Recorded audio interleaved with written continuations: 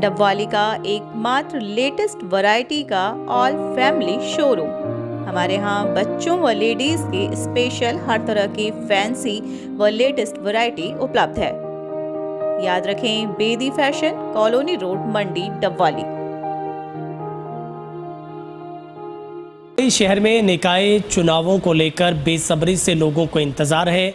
किसी भी वक्त डबल इंजन की सरकार हरियाणा में निकाय चुनाव होने की घोषणा कर सकती है, लेकिन उससे पहले डबवाली में किस तरीके के हालात हैं, यहाँ पर गठबंधन की सरकार में जेजेपी और उसके जो सहायक दल बीजेपी की तरफ से किस तरीके की तैयारी की जा रही है। इस वक्त मेरे साथ बातचीत के लिए आज के हमारे खास मेहमान के तौर पर जेजेपी के सिरसा जिला के जिला अध्यक्ष सर्बजीत सिंह जी मसीता हमारे साथ जुड़ रहे हैं। उनसे हम तमाम सवालों के जवाब जानने की कोशिश करेंगे। मसीता साहब, सबसे पहले तेज हरियाणा पर सर आपका बहुत बहुत स्वागत है। ਤੁਹਾਨੂੰ जी, मैं तो सब तो पहला ਤੁਹਾਡਾ ਧੰਨਵਾਦ ਕਰੂੰਗਾ ਵੀਰ ਦਾ ਕਿ ਤੁਸੀਂ ਹਮੇਸ਼ਾ ਕੋਈ ਵੀ ਇਸ਼ੂ ਹੋਵੇ ਤਾਂ ਤੁਸੀਂ ਸਭ ਤੋਂ ਪਹਿਲਾਂ ਪਹੁੰਚਦੇ ਹੋ। ਤੁਹਾਡਾ ਬਹੁਤ ਬਹੁਤ ਧੰਨਵਾਦ।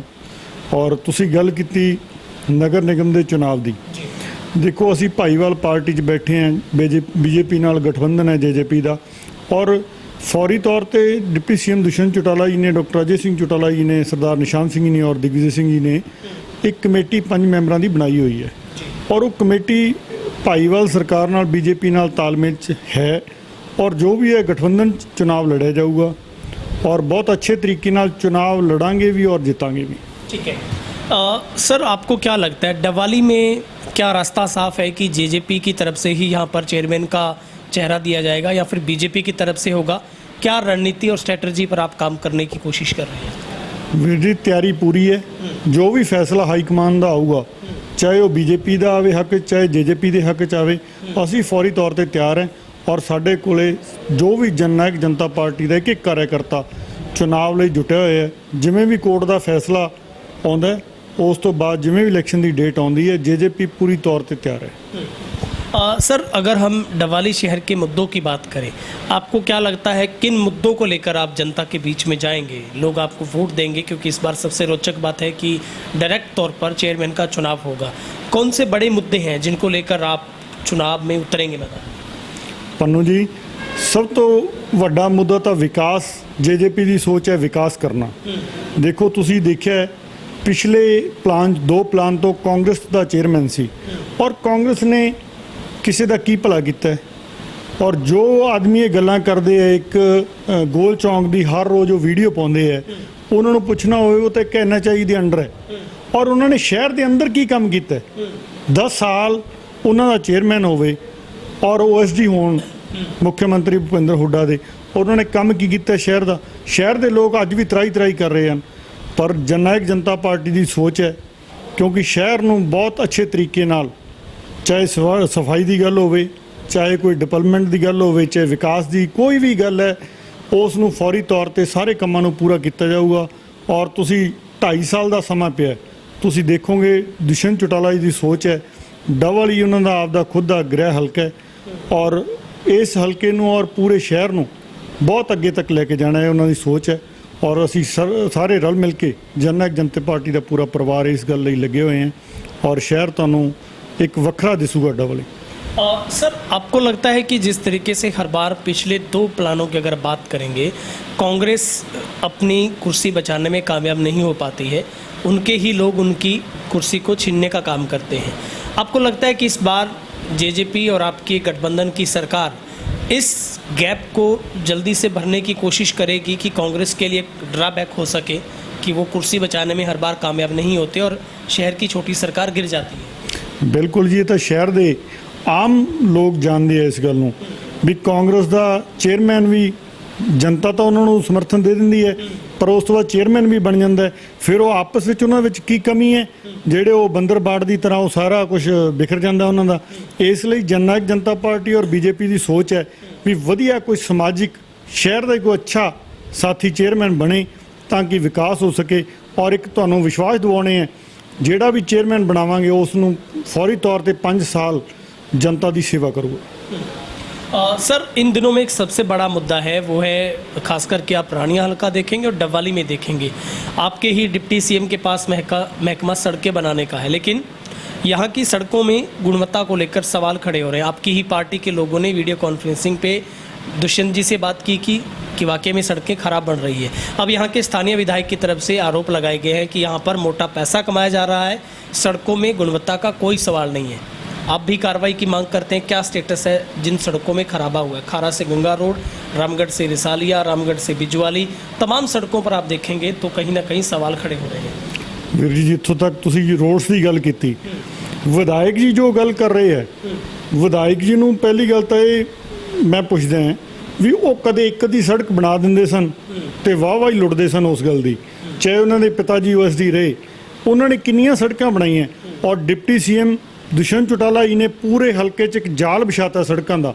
ਚਾਹੇ ਉਹ ਪਿੰਡ ਟੂ ਪਿੰਡ ਨੂੰ ਜੋੜਦੀ ਸੜਕ ਹੈ, ਗਾਮ ਟੂ ਗਾਮ ਨੂੰ ਜੋੜਦੀ ਹੈ, ਚਾਹੇ ਮੈਂ ਗੱਲ ਕਰਾਂ ਭਾਰਤਮਾਲਾ ਰੋਡ ਦੀ, ਚਾਹੇ ਮੈਂ ਗੱਲ ਕਰਾਂ ਹੁਣ ਸਰਵਾ ਚੱਲ ਰਿਹਾ ਹੈ WE2 ਜਾਂ ਚੌਟਾਲਾ ਟੂ ਕਾਲਾਂਵਾਲੀ ਬਾਇਆ ਹੰਸਪੁਰ ਪਾਣੀਪਤ ਤੱਕ। ਉਹਨਾਂ ਦੀ ਇੱਕ ਸੋਚ ਹੈ ਵੀ ਵਿਕਾਸ ਹੋਵੇ ਔਰ ਆਪਣੇ ਏਰੀਏ ਨੂੰ ਆਪਾਂ ਬਾਰਡਰ ਤੇ ਬੈਠੇ ਹਾਂ ਵੀ ਕਿਸ ਤਰੀਕੇ ਨਾਲ WE ਹਲਕੇ ਨੂੰ ਔਰ ਪੂਰੇ ਏਰੀਏ ਨੂੰ ਉੱਚਾ ਚੱਕਿਆ ਜਾਵੇ। ਔਰ ਉਹਨਾਂ ਨੇ ਤਾਂ ਜਿੱਥੇ ਵੀ ਉਹਨਾਂ ਨੂੰ ਕੋਈ ਕੰਪਲੇਂਟ ਆਉਂਦੀ ਹੈ, ਕੋਈ ਵੀ ਸਾਥੀ, ਹੁਣ ਦੇਖੋ ਕੋਈ ਇੱਕ ਆਦਮੀ ਤਾਂ ਰੋਡਸ ਬਣਾ ਨਹੀਂ ਰਿਹਾ, ਐਕਚੁਅਲੀ ਕੋਈ ਠੇਕੇਦਾਰ ਤਾਂ ਬਣਾਊਗਾ ਹੀ ਨਾ, ਕੋਈ ਵੀ ਇਨਸਾਨ ਹੀ ਬਣਾਊਗਾ। ਜੇ ਕਿਸੇ ਇਨਸਾਨ 'ਚ ਕੋਈ ਕਿਤੇ ਉਹਨਾਂ ਨੂੰ ਕਮੀ ਦਿਖਦੀ ਹੈ ਜਾਂ ਕੋਈ ਸਾਥੀ ਦੱਸਦਾ ਹੈ, ਉਸ 'ਤੇ ਫੌਰੀ ਤੌਰ 'ਤੇ ਉਹ ਇਨਕੁਆਇਰੀ ਵੀ ਕਰਵਾਉਂਦੇ ਆ। ਇਸ ਲਈ ਉਹਨਾਂ ਦੀ ਤਾਂ ਇੱਕ ਮਨਸ਼ਾ ਹੈ ਵੀ ਵਧੀਆ ਵਰਕ ਹੋਵੇ ਔਰ ਵਧੀਆ ਮਟੀਰੀਅਲ ਲੱਗੇ ਔਰ ਚੰਗੀਆਂ ਸੜਕਾਂ ਬਣ।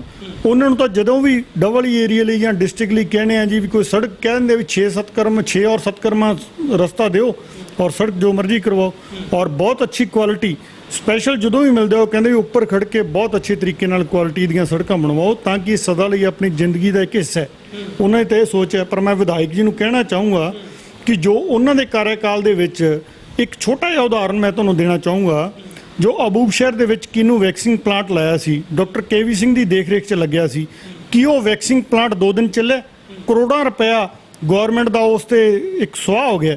ਔਰ ਉਸ ਵੈਕਸਿੰਗ ਪਲਾਂਟ ਦੇ ਵਿੱਚ ਇਹਨਾਂ ਨੇ ਚਾਈਨੀਜ਼ ਮਸ਼ੀਨਰੀ ਲਾਤੀ, ਜਾਪਾਨ ਤੋਂ ਵੈਕਸਿੰਗ ਪਲਾਂਟ ਲਿਆ ਕੇ ਲਾਉਣਾ ਸੀ। ਕਿੰਨਾ ਗੌਰਮੈਂਟ ਦਾ ਪੈਸਾ ਉਸ 'ਤੇ ਵੇਸਟ ਹੋਇਆ। ਇਹ ਉਸ ਬਾਰੇ ਜਵਾਬ ਦੇਣ, ਮੈਨੂੰ ਇੱਕ ਸਵਾਲ ਦਾ ਹੀ ਜਵਾਬ ਦੇਣ ਵੀ ਉਹ ਵੈਕਸਿੰਗ ਪਲਾਂਟ ਕਿੰਨੇ ਦਿਨ ਚੱਲਿਆ ਔਰ ਉਹਦੇ ਬਾਰੇ ਸਾਰਾ ਦੱਸਣ। ਮੈਂ ਵਿਧਾਇਕ ਜੀ ਨੂੰ ਕਹੂੰਗਾ ਵੀ ਉਸ ਬਾਰੇ ਸਾਰਾ ਕੁਝ ਉਹ ਇੱਕ ਵਿਸਤਾਰ 'ਚ ਉਸ ਬਾਰੇ ਸਾਰਾ ਬਤਾਉਣ ਤੇ ਫਿਰ ਉਸ ਤੋਂ ਬਾਅਦ ਪਤਾ ਲੱਗ ਜੂਗਾ ਵੀ ਦੁੱਧ ਦਾ ਪਾਣੀ, ਦੁੱਧ ਦਾ ਦੁੱਧ, ਪਾਣੀ ਦਾ ਪਾਣੀ।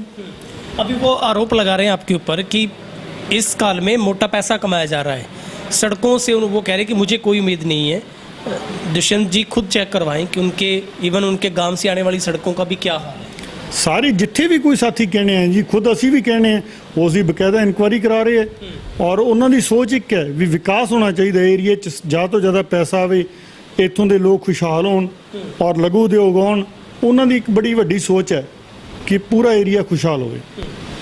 सर अभी हम बात अगर नगर परिषद की करें, आपके पास ऐसे कौन से चेहरे हैं, कोई बड़े चेहरे हों जो आप मैदान में उतारने की सोच रहे हैं? आपको लगता है कि मुख्य मुकाबला आपका किससे मानते हैं शहर में?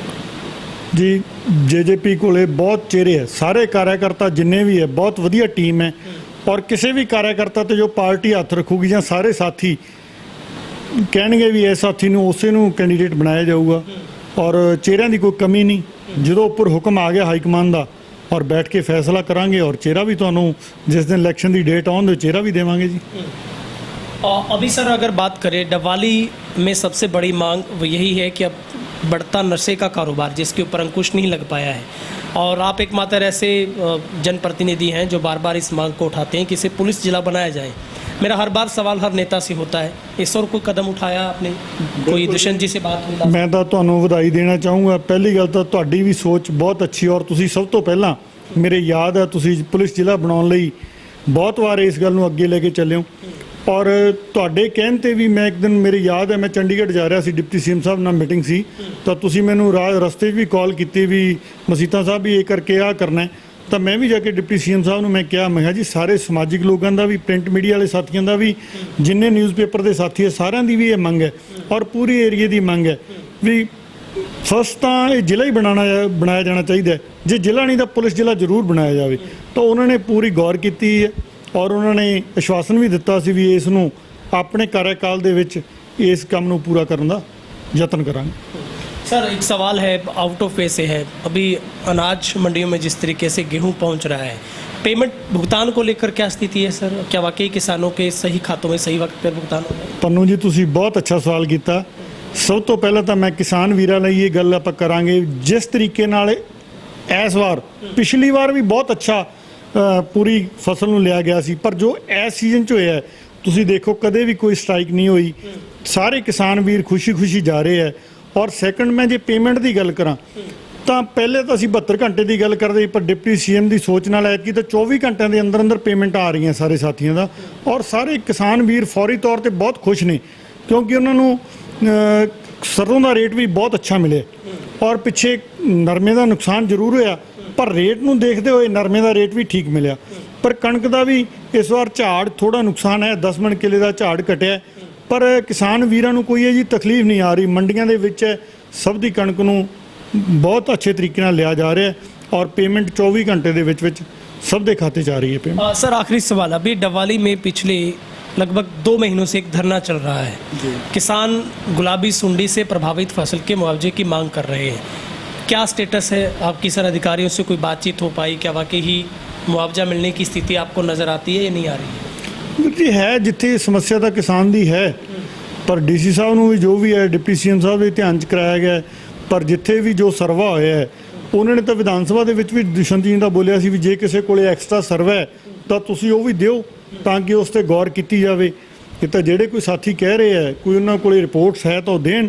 ਬਾਕੀ ਸਰਕਾਰ ਦੀ ਤਰਫੋਂ ਦੁਸ਼ਯੰਤ ਜੀ ਲੱਗੇ ਹੋਏ ਹੈ ਵੀ ਕਿਸਾਨ ਨੂੰ ਕਿਸੇ ਵੀ ਤਰ੍ਹਾਂ ਦੀ ਤਕਲੀਫ ਨਾ ਆਵੇ। ਉਹਨਾਂ ਦੀ ਤਾਂ ਇੱਕ ਸੋਚ ਹੈ ਵੀ ਹਮੇਸ਼ਾ ਕਿਸਾਨ ਦਾ ਭਲਾ ਹੋਵੇ, ਕਿਸ ਤਰੀਕੇ ਨਾਲ ਹੋਵੇ ਇਹ ਉਹ ਅੱਛੀ ਤਰੀਕੇ ਨਾਲ ਜਾਣਦੇ ਵੀ ਹੈ। ਔਰ ਕਿਉਂਕਿ ਉਹਨਾਂ ਚੌਧਰੀ ਦੇਵੀ ਲਾਲ ਜੀ ਦਾ ਖੂਨ ਹੈ और खेती विशेषकर उन्होंने आप खुद खेती करते और उन्होंने खेती नाल लगाव है। सर अभी पंजाब में जिस तरीके से इलेक्शन हुआ और आम आदमी पार्टी सत्ता में आई है, उसके बाद हरियाणा में एक लहर चली है कि तमाम जो नेता हैं वो आम आदमी पार्टी में ज्वाइनिंग कर रहे हैं। मैं सिरसा की बात करूं तो यहाँ से भी बड़े जो नेता थे उन्होंने आम आदमी पार्टी में सदस्यता ग्रहण कर ली है। आपको लगता है कि ये पंजाब का इम्पैक्ट वाकई हरियाणा में इम्पैक्टफुल होगा और इन नगर निगम के चुनाव में कितना पावरफुल मानते हैं? ਪੰਨੂ ਜੀ ਕੋਈ ਵੀ ਪਾਰਟੀ ਹੈ, ਅਸੀਂ ਤਾਂ ਕਹਿੰਦੇ ਸਵਾਗਤ ਹੈ ਵੀ ਕੋਈ ਵੀ ਪਾਰਟੀ, ਹਰ ਇੱਕ ਦਾ ਰਾਈਟ ਹੈ। ਜੋ ਪੰਜਾਬ 'ਚ ਤਾਂ ਅੱਜ ਹਰਿਆਣੇ 'ਚ ਆਏ ਤਾਂ ਉਹਨਾਂ ਦਾ ਠੀਕ ਹੈ, ਸਵਾਗਤ ਹੈ। ਪਰ ਜਿਹੜੀ ਗੱਲ ਕੀਤੀ ਤੁਸੀਂ ਆਦਮੀ ਜਾਨ ਦੀ, ਉਹ ਤਾਂ ਸਭ ਤੋਂ ਜ਼ਿਆਦਾ ਕਾਂਗਰਸ ਨੂੰ ਹੀ, ਜੋ ਤੁਸੀਂ ਰਿਕਾਰਡ ਚੱਕ ਕੇ ਦੇਖ ਲਓ, ਕਾਂਗਰਸ ਦੇ ਆਦਮੀ ਇੱਧਰ ਉੱਧਰ ਭਗਦੜ ਮੱਚੀ ਹੋਈ ਹੈ। ਔਰ ਕਾਂਗਰਸ ਦਾ ਨਾ ਤਾਂ ਸੰਗਠਨ ਹੈ, ਨਾ ਕੋਈ ਜ਼ਿਲ੍ਹਾ ਪ੍ਰਧਾਨ ਹੈ, ਨਾ ਕੋਈ ਹਲਕਾ ਪ੍ਰਧਾਨ ਹੈ, ਨਾ ਕੋਈ ਬਲਾਕ ਪ੍ਰਧਾਨ ਹੈ, ਨਾ ਕੋਈ ਯੂਥ ਪ੍ਰਧਾਨ ਹੈ। ਇਹ ਤਾਂ ਉਹਨਾਂ ਦੀ ਟੀਮ ਦੇ ਸਾਥੀ ਜਾ ਰਹੇ ਆ ਜ਼ਿਆਦਾ ਤੋਂ ਜ਼ਿਆਦਾ। पर बाकी तो तुहाडे सामने है, तुसीं मेरे तो बेहतर जानते हो। पर कोई भी पार्टी आउंदी है साडे वल्लों स्वागत है। ठीक है सर, आपने वक्त निकाला बातचीत के लिए बहुत बहुत शुक्रिया। बहुत मेहरबानी, तुहाडा भरावां दा बहुत बहुत धन्यवाद। ये थे हमारे साथ सिरसा से जिला अध्यक्ष जेजेपी के सर्वजीत सिंह जी मसीता, जिनसे हम बातचीत कर रहे थे कुछ एक मुद्दे और शहर के नगर परिषद के चुनाव को लेकर। उन्होंने बेबाक तरीके से कहा है कि उनकी गठबंधन सरकार की ओर से हाईकमान जैसा तय करेगी, यहाँ पर किस सिंबल पर किस पार्टी का चेहरा होगा तो उसको मैदान में उतारा जाएगा। ग्राउंड स्तर पर हर तरह की तैयारियां पार्टी की तरफ से की जा रही हैं, लेकिन इंतज़ार अब पंचायती चुनावों के साथ ही निकाय चुनावों का सब लोगों को है। दिलचस्प इसलिए है कि इस बार चेयरमैन का भी डायरेक्ट चुनाव होने की वजह से लोगों की उत्सुकता चुनाव के प्रति बढ़ रही है। कैमरामैन अर्शदीप के साथ गुरविंदर पन्नू, तेज हरियाणा, डवाली।